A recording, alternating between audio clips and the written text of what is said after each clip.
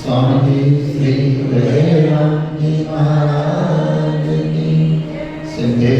शरणागत मनसा हनुमान जी महाराज की सद्गुरु देव की सत्य सनातन धर्म की सब संतन की आनंद अखिल ब्रह्मांड विनायक दैव कृपालु राम सच्चिदानंद केवल मूल पावन चरणारविंदों में श्रद्धा प्रीति और भक्ति के साथ कोटि कोटि बार वंदन प्रणाम करते हुए परम श्रद्धालु प्रभु प्रेमी भक्तजनों, श्रद्धा वात्सल्यमयी शक्ति स्वरूपा मुक्ति स्वरूपा माता शक्ति परम पवित्र चतुर्मास के परम पावन सत्संग में विश्राम सागर की पावन कथा में 81,000 समकालिक के प्रति तत्ववेता शुद्ध जी महाराज श्रवण करवा रहे हैं।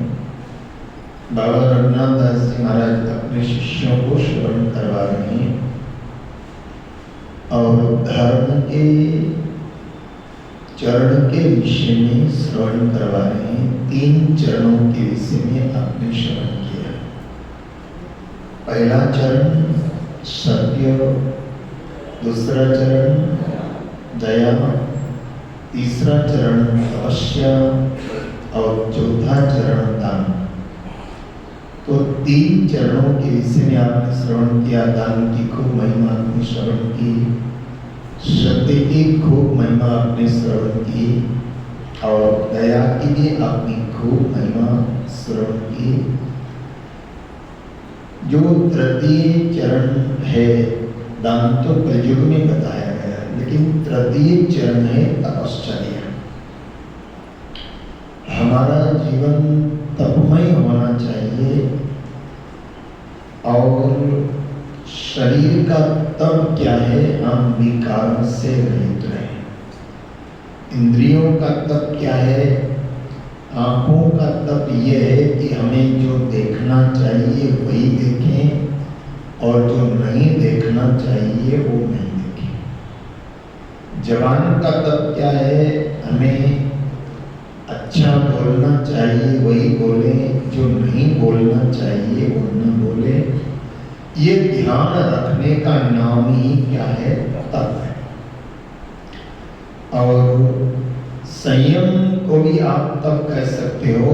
और रामचंद्र जी महाराज के लाडले शिष्य हो गए भगवान दास जी महाराज। 12 प्रमुख शिष्य हुए रामचंद्र जी महाराज के, जिनमें एक भगवान दास जी महाराज हुए जो जोधपुर के अंदर, और जोधपुर बड़े रामद्वारे के अंदर भगवान दास जी महाराज की समाधि स्थित है। और शाहपुरा धाम में भी उनकी फुल समाधि है। शाहपुरा धाम में जो है वो फुल समाधि है और जोधपुर बड़ा रामद्वारे के अंदर उनकी मूल समाधि है।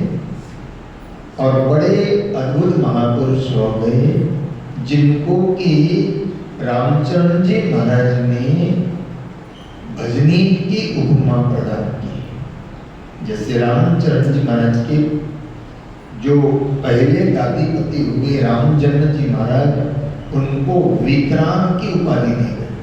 क्या उपाधि दी गई? विकराग की उपाधि दी गई। और ऐसे भगवान दास जी महाराज जो है, जिनको भजनी की उपाधि दी, भगवान दास भजनी कर राम ही जन्म अधिकारी। वितराग महाराज को अधिकारी शब्द भी कहा कि ये मेरी बाद में ही अधिकारी होगा। तो ऐसे भगवान दास जी महाराज की वाणी का एक बहुत प्यारा सूत्र है और वो सूत्र तपस्या की और संयम की ओर संकेत करता है। संयम रखना ये भी तपस्या। तपस्या का मतलब क्या है? संयम रखना, बोलने का संयम रखना, खाने का संयम रखना, देखने का संयम रखना, कहीं जाने आने का संयम रखना, सुनने का संयम रखना। तो भगवान दास जी महाराज की वाणी का एक बहुत प्यारा सूत्र है। और रामश्री संप्रदाय समापुरा परंपरा के अंदर जिन्होंने भगवान दास जी महाराज ने एक सूत्र दिया है, रामश्री संप्रदाय का राम रक्षा सूत्र है। आप में से शायद किसी को याद होगा, जो नर राम नाम लिया, जो नर, ये भगवान दास जी महाराज का सूत्र है। और ये इस राम रक्षा सूत्र को जो है अगर कोई याद कर लेता है और अगर उसको नवरात्रि में या ग्रहण के समय अगर कोई 108 बार उसका जाप कर लेता है तो वो राम रक्षा सूत्र के माध्यम से वो किसी की भी नजर उतारने का वो अधिकारी हो जाता है। जो नर राम नाम लिव लावे और जापूं कोई भय नहीं व्यापे, विघ्न विले हो जाए। जापूं कोई भय नहीं व्यापे, विघ्न विले हो जावे, अगल बगल के जान पसारे, मन विश्वास पावे, सर्वज्ञ साईं एक ही जाने, जो निर्भय गुण गावे। राहु केतु और प्रेत शनिश्चर मंगल नाई खावे, सूरज सोम गुरु और बुद्धई शुक्र निकट नहीं आवे, भेरु वीर विजासन नाकन नारसिंह दूर लावे, और दशासूर और भद्रा जानो सोम असोम गिलावे, मुष्टि दृष्टि और मौत अकाली यम भी शीस नमावे, और सबले शरणे निर्भय भाषा भगवान दास जन गावे, जो नर राम नाम लिव लावे, जापूं कोई भय नहीं व्यापे, विघ्न विले। तो जोधपुर के पास में एक छोटी सी जगह है, कोई जोधपुर गए हो तो मंडोर नाम की जगह है।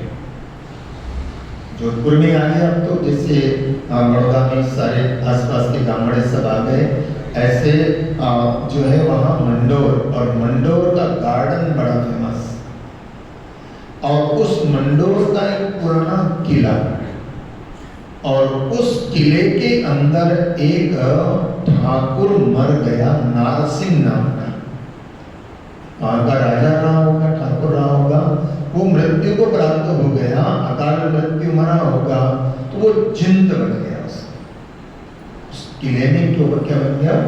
जिंद हो गया। जिंद, प्रेतों से भी जिंद खतरनाक होते हैं। प्रेतों को निकालना सहज होता है, लेकिन जिंदों को जिंद बन गया हो, तो वो जिंद जो है वो बहुत परेशान करता था वहां के लोगों को। जिंद बहुत परेशान करता था वहां के लोगों को, जिंद बन गया, नारसिंह नाम का वो जिंद बन गया। तो वो वहां के जो भक्त लोग हैं वो आए भगवान दास जी महाराज के पास। रामचंद्र जी महाराज तो सिद्ध है ही, लेकिन उनके शिष्य भी सब सिद्ध हो गए।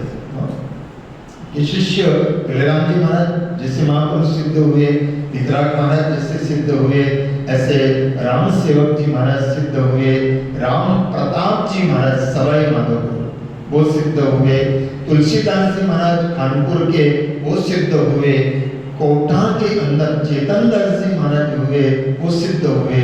तो रामचंद्र जी महाराज के 225 शिष्यों में से करीब करीब सब सिद्ध हुए। तो ऐसे भगवान दास जी महाराज के पास वहाँ के लोगों ने आकर के और कहा, महाराज ये नारसिंह नाम के जिंद से हम बड़े दुखी और ये हमें परेशान करता है। उस वक्त में भगवान दास जी महाराज के द्वारा ये राम रक्षा का सूत्र उच्चारण किया गया और इसलिए कहा नारसिंह दूर रहा। और नारसिंह का नाम का जो जिंद है, तुम अगर राम नाम का आश्रय करोगे तो तुम्हारा नारसिंह नाम का जिंद भी कुछ बिगाड़ नहीं सकेगा, वो भी तुमसे दूर हो जाएगा। तो ऐसे भगवान दास जी महाराज उनकी वाणी का एक सूत्र है। अपना मूल प्रसंग पे आइए, तपश्चर्या का प्रसंग। तो भगवान दास जी महाराज की वाणी का ऐसे सिद्ध पुरुष जिन्होंने रामसनी संप्रदाय को राम रक्षा सूत्र दिया है। ये राम रक्षा सूत्र बड़ा सिद्ध सूत्र है।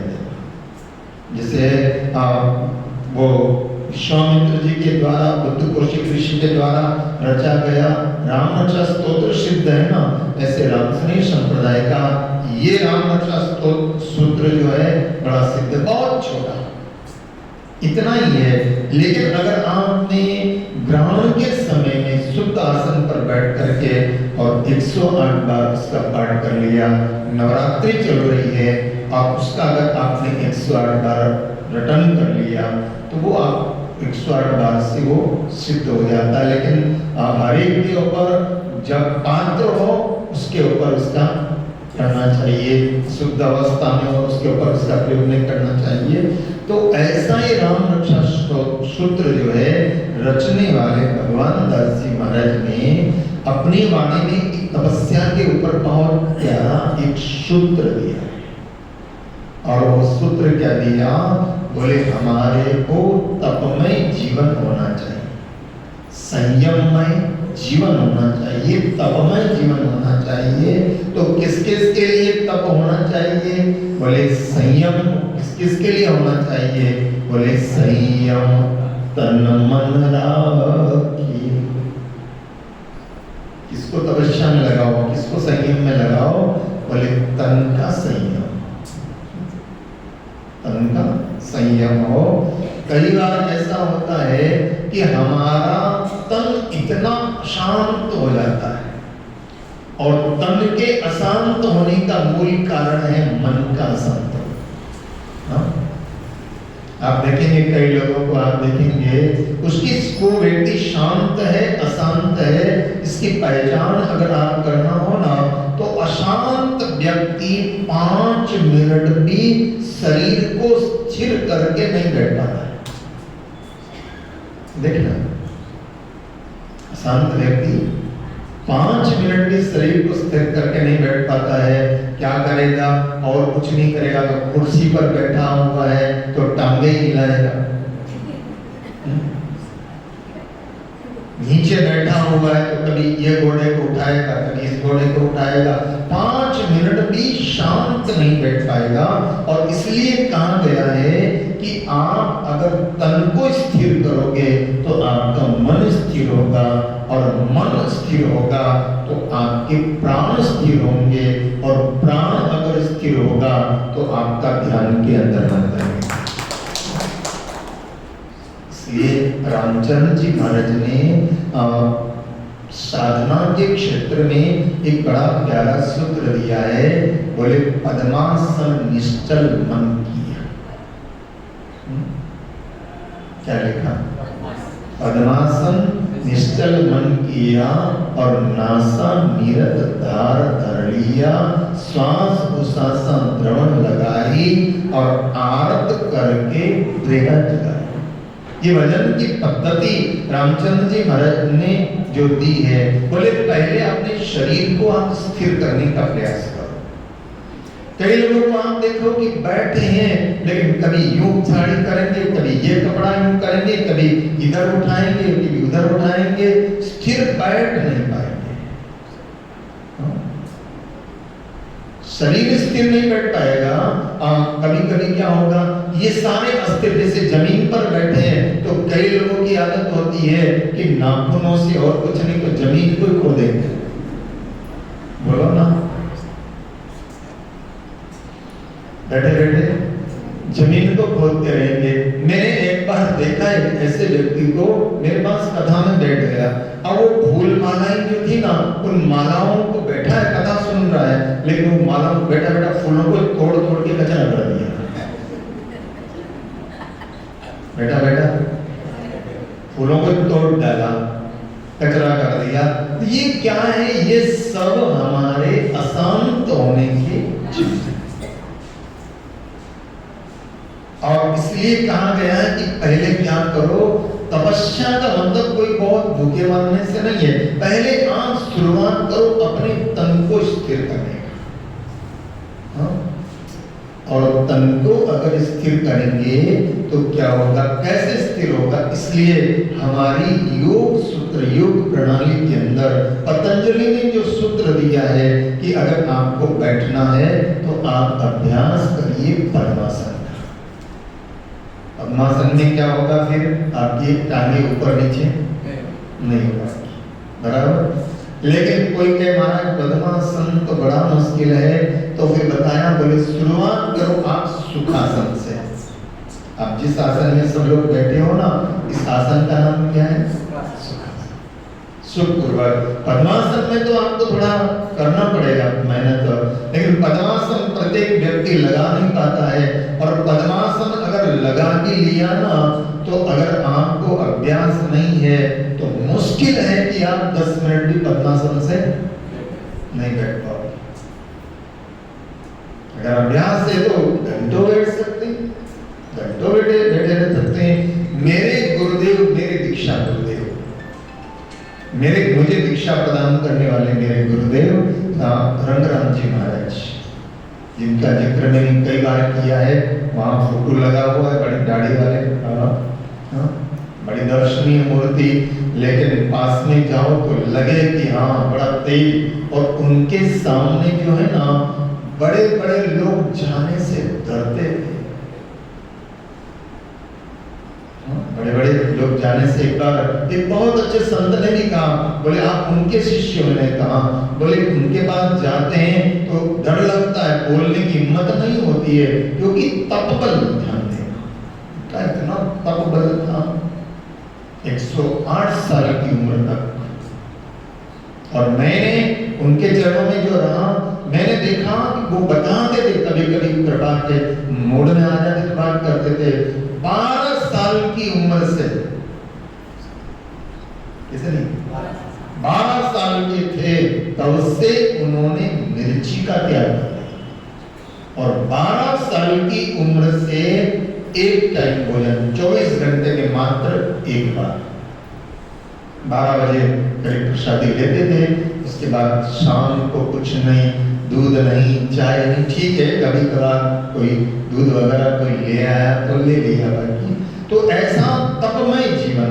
उनको मैंने देखा कि बहुत बार, बहुत कम सोए हुए तो हमने देखा ही बहुत कम। जब देखो तब वो अपने आसन पर विराजमान रहते थे और माला हाथ में और राम राम निरंतर। और कोई भी चला जाए उनके पास, कोई साधु चला जाए और चाहे कोई भगत चला जाए, फालतू बात तो वो कभी करते ही नहीं।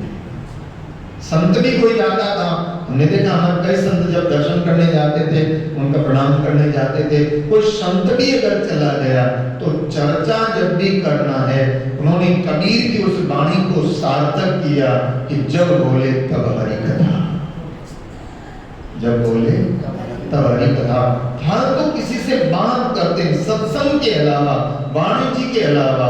और उनके सामने ऐसा लोग कहते थे कि उनके सामने बैठ करके, और जिसने वाणी का पाठ कर लिया समझ लो वो पास हो गया। उनके सामने कोई वाणी का पाठ नहीं कर पाता था, एक शब्द का भी कहीं कोई गलती बोल तो जाओ देती। और मुझे तो सौभाग्य मिला कि उनके हाथों से, उनकी माला से मार खाने का सौभाग्य मिला। मैंने पाठ करता था, सामने बैठते थे, तो वो उनका मारना भी हमारे कल्याण के लिए था, कोई दूसरा। तो ऐसा सौभाग्य उनका मिला। मेरा अजमेर में गुरुजी के, उनके साथ में पहली बार उन्होंने 12 चतुर्मास किया। बाकी वो वर्षों तक टेकड़ी रामद्वारा नहीं निवास, बस एक चातुर्मास उन्होंने वहाँ अजमेर के अंदर उनका बहुत आग्रह था। उस चातुर्मास में उनके चरणों में मुझे रहने का सौभाग्य मिला, एक चातुर्मास। बाद में तो मुझे पढ़ने के लिए उन्होंने भेज दिया अलग में, जाजपुर में, फिर दिल्ली में। लेकिन जो भी जितने समय उनका सानिध्य मिला, मैं आपको बता रहा कि मैंने कभी उनको अच्छी तरह से सोते हुए देखा है। रात को भी कभी कभी तो बैठे ही हैं, राम राम कर रहे, भजन कर रहे, तब का ऐसा प्रभाव।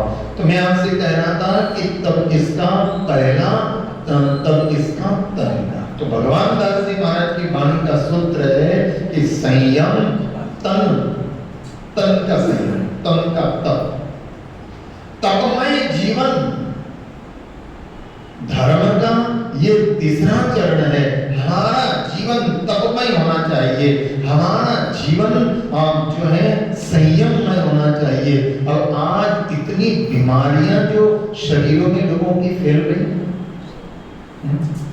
न खाने का हमें ध्यान है, न कोई सोने का ध्यान है, पता नहीं कितनी बार तो खाते ही रहते हैं, और न कोई टाइम है खाने का, न कोई सोने का टाइम है।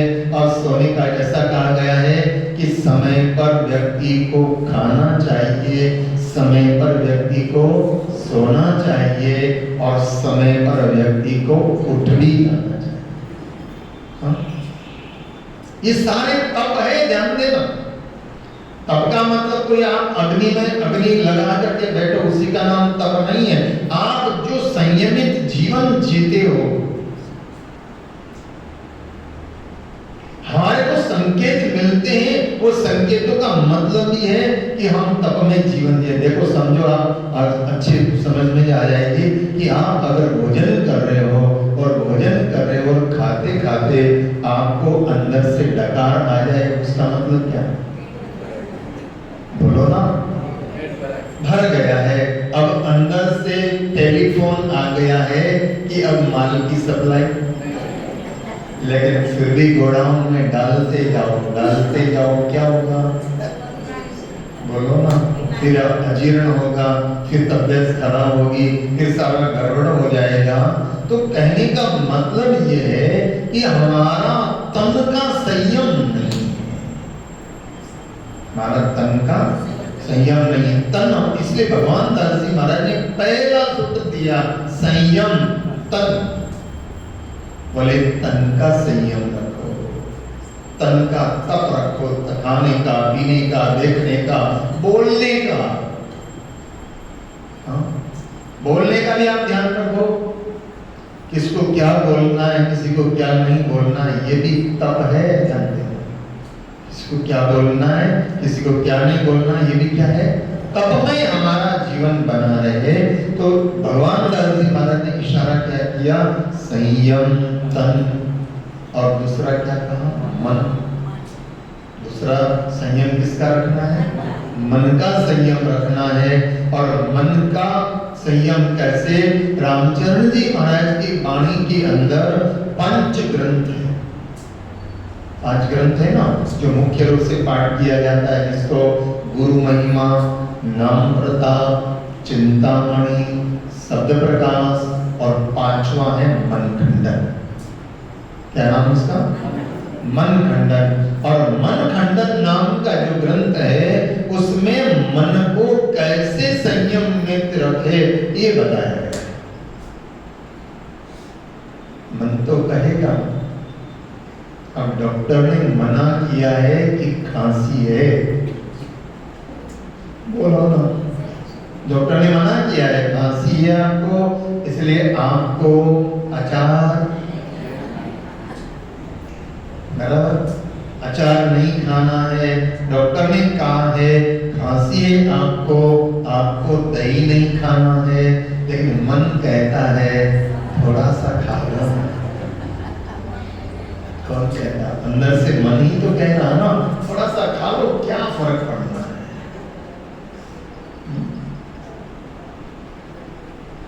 अब ध्यान देना, कोई सामने वाला खा रहा है, इसलिए कई लोगों को ऐसे भी होता है कि यार ये खा रहा है तो मैं क्यों नहीं खाऊं। अरे उसकी प्रकृति अलग है और सबकी अलग है, सबके शरीर की बनावट, सबके शरीर की प्रकृति अलग है, और किसी को क्या सूट होता है और किसी को क्या सूट नहीं होता है। इसलिए मैं कहता हूं कि आप कई लोग क्या करते हैं, खुद तो खाते ही हैं, दूसरे को जबरदस्ती खिलाते हैं।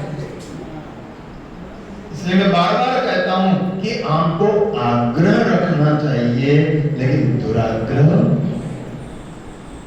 आग्रह रखना चाहिए। आप कह सकते हो कि ये लीजिए, अब उसके सूट होता है तो वो ले, लेकिन होता क्या है कि वो बेचारा फिर क्या करता है, यार ये तो 4 दूना खीर को टपका रही हो और मैं तो एक भी नहीं पी पा रहा हूं। अब उसको सूट होता है तो वो टपका गया, उसने पी लिया। अब तेरे को सूट नहीं होता तो तू मत खा।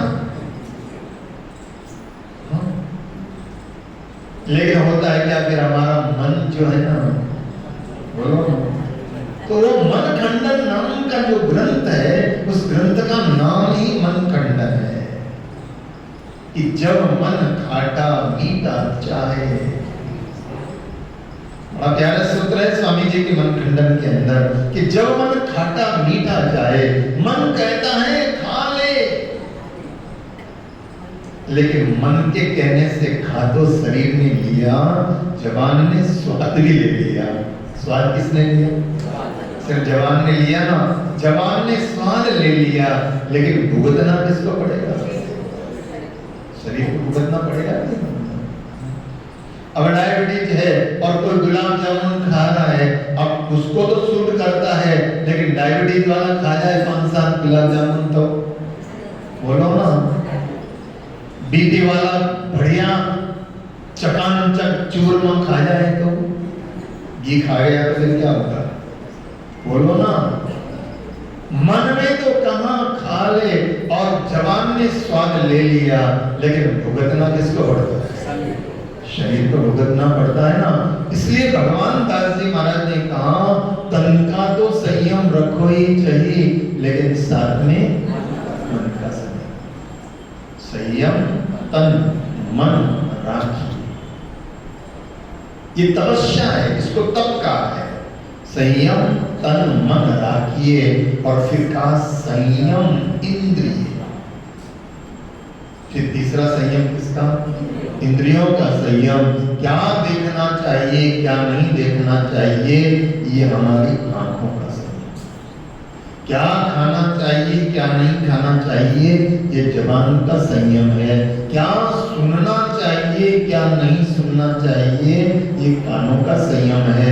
और देखो, आंखों का संयम नहीं रखा अजामिल ने, वो तो बढ़िया ब्राह्मण था ना, बढ़िया वेद पाठ करता था, दिया पूजा पाठ करता था, लेकिन आंखों का संयम ना रखा और उस शूद्र के साथ उस सुंदर वैश्या को देखा।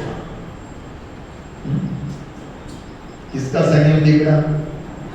आंखों का संयम बिगड़ा ना, आंखों का संयम बिगड़ा और उसने उसको देखा, और देखा तो मन में भाव क्या हुआ? देखा तो मन में क्या भाव हुआ? मन में ये भाव हुआ कि ये गणिका मुझे प्राप्त होना चाहिए, और वो वेद पाठ करने वाला ब्राह्मण, वो सतमार्ग पर चलने वाला ब्राह्मण पथभ्रष्ट हो गया। एक इंद्रिय के वशीभूत होने के कारण, एक इंद्रिय का संयम न रखने के कारण क्या हुआ?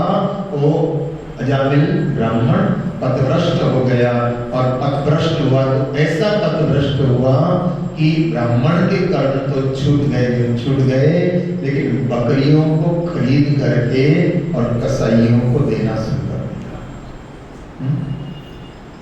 इसलिए कहा है कि संयम रखने के लिए क्या करें? बोले संयम तप रखने के लिए क्या करें? संयम इंद्रिय, तन का संयम, मन का संयम, इंद्रियों का संयम, और संयम इंद्रिय प्राण और प्राणों का संयम।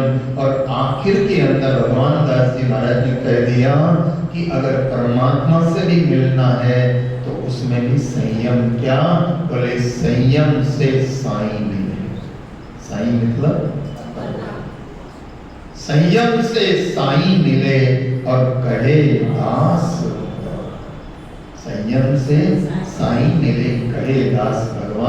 भगवान दास जी महाराज कहते, जब ऐसे संयम के मौके आते हैं तो कर लो। गुरु का सानिध्य बार बार नहीं मिलता, सत्संग बार बार नहीं मिलता, भगवत सद्गुण बार बार नहीं मिलता, इसलिए कर लो। आओ जरा भाव से मिलती है राम नाम की दौलत कभी कभी, मिलती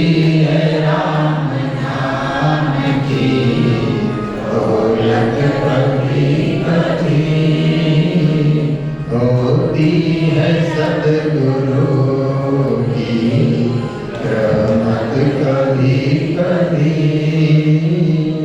होती है सद्गुरु की रहमत, कभी कभी मिलती है राम नाम की दौलत, कभी कभी मिलती है राम नाम की दौलत, कभी कभी।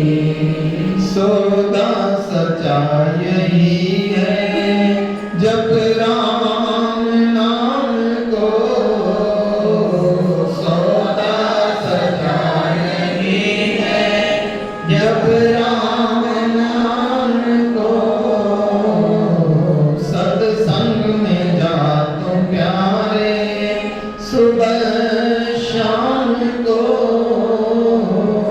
सत्संग में जा तुम प्यारे सुबह शाम को, होती है सद्गुरु की रहमत, कभी कभी होती है सद्गुरु की रहमत, कभी कभी मिलती है राम नाम की दौलत, कभी कभी मिलती है राम नाम की दौलत, कभी कभी होती है सद्गुरु की रहमत, कभी कभी होती है सद्गुरु की रहमत, कभी कभी। जीवन ये जा रहा है माया के जाल में,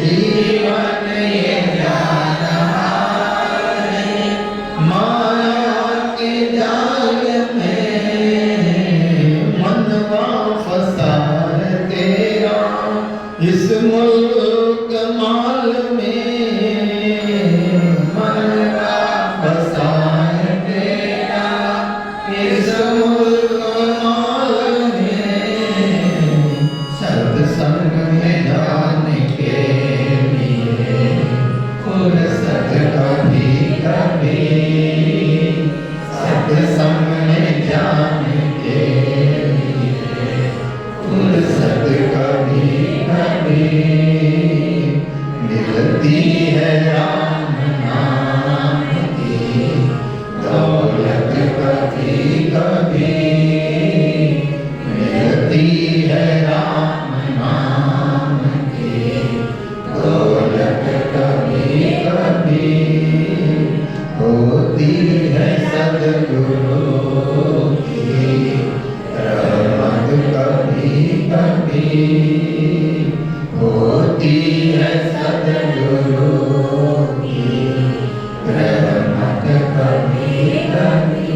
चलना तो रात दिन है जीवन की राह में, चलना तो रात दिन है जीवन की राह में, बना ले प्यारे जीवन सद्गुरु की निगाह में, बना ले प्यारे जीवन सद्गुरु की निगाह में, मिलती है सद्गुरु की महफिल, कभी कभी मिलती है सद्गुरु की महफिल, कभी कभी मिलती है राम नाम की दौलत, कभी कभी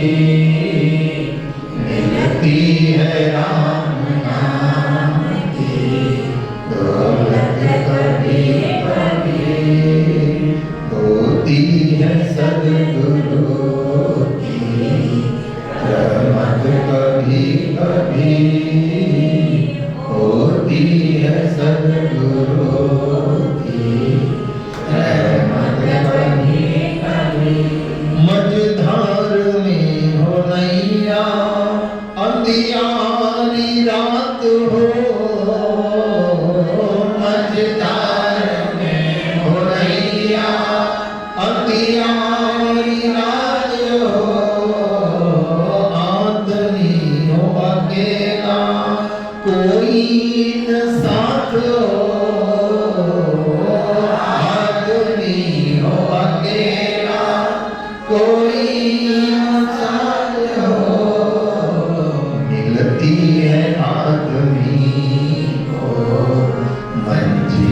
कभी कभी मिलती है आदमी को मंजिल, कभी कभी मिलती है राम नाम की दौलत, कभी कभी मिलती है राम नाम की दौलत, कभी कभी होती है सद्गुरु की इनायत, कभी कभी होती है सद्गुरु की रहमत, कभी कभी सत्संग में जाने के लिए फुर्सत, कभी कभी सत्संग में जाने के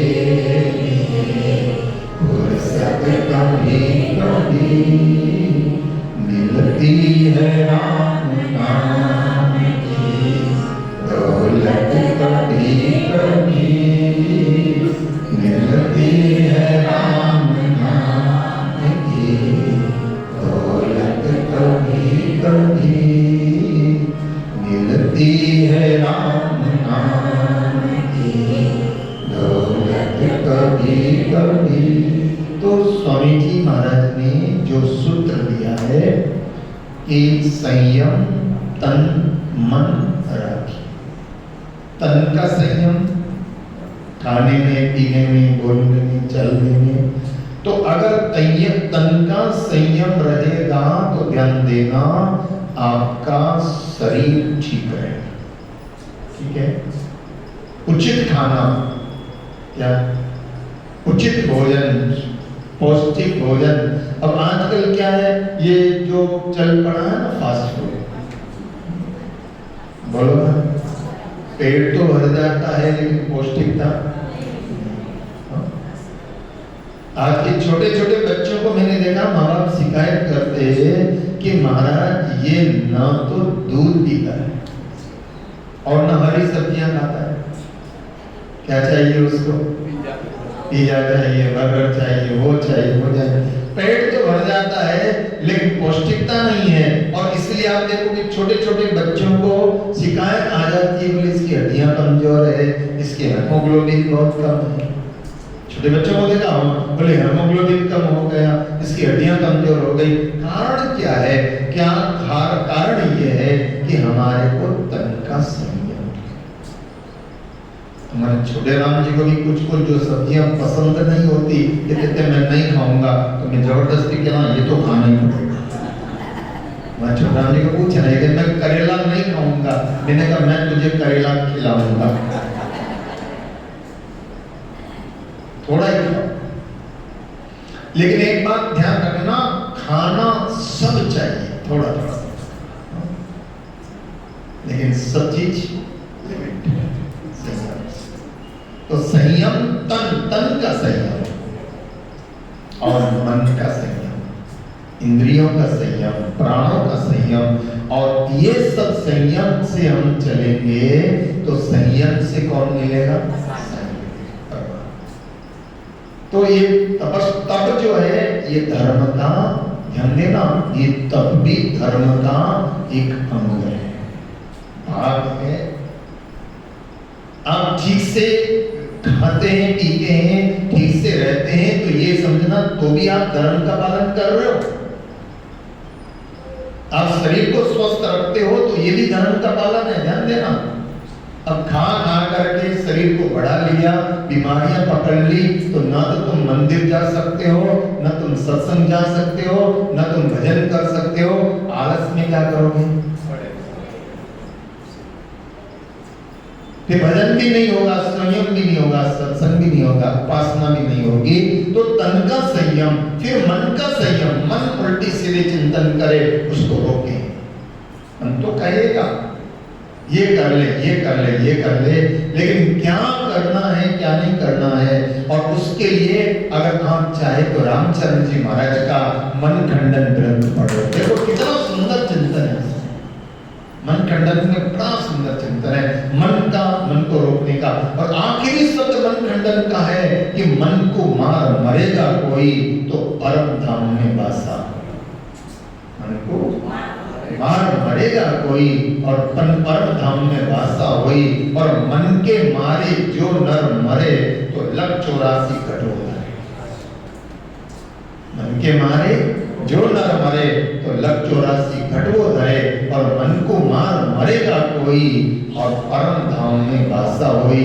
मैंने आपको सुनाया था ना महात्मा का किस्सा, मन मार तो बेड़ा पार।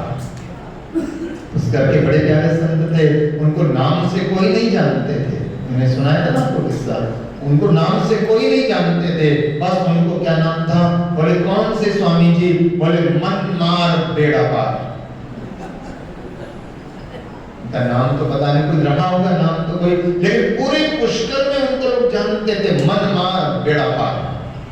और वो बाजार में भी जाते हैं, मैंने सुना है ना, खप्पर को टोपी बना लेते थे, कपड़ा थोड़ा सा कम पहनते थे, हाथ में डंडा रखते थे और बाजार से गुजरते थे खप्पर। लोग उनको, कई लोग तो जो नहीं जानते वो कहते थे पागल है, लेकिन वो पागल नहीं, वो परमहंस है। वो पागल नहीं, परमहंस है। वो एक ही बात उच्चारते थे, मन को मार बेड़ा। तो संयम तन का हो, संयम मन का हो, संयम इंद्रियों का हो, संयम प्राणों का हो, और संयम से कौन मिलेगा? परमात्मा मिलेगा।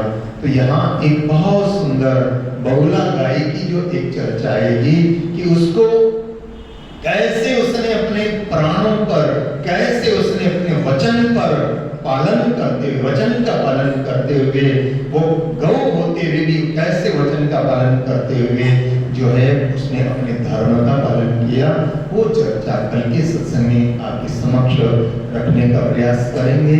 और ये बहुत